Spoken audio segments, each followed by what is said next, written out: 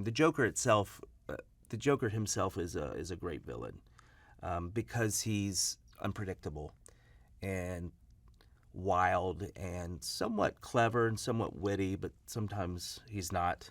So he's a great villain, and the Jack Nicholson version of that was very inspiring, obviously.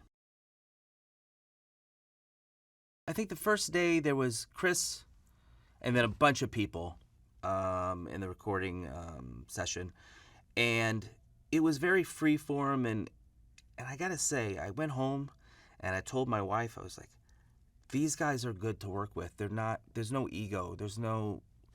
They're nice. So it was it was like, and even though I just met him, it was as if a bunch of, you know, friends had gotten together and were kind of coming up with this character.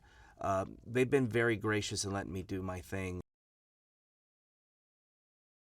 The voice stuff, you have to exaggerate it enough where it's not a real voice, really. It's not how people really talk, but it's because it's cartoons or animation, it is a little bit more heightened, I think.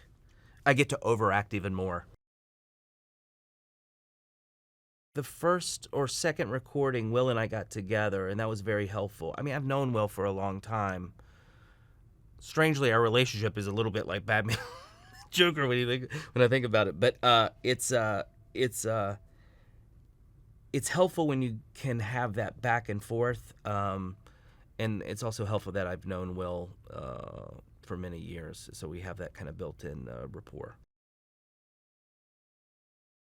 We jumped right into it. I mean, these are characters that have history, so you already have that.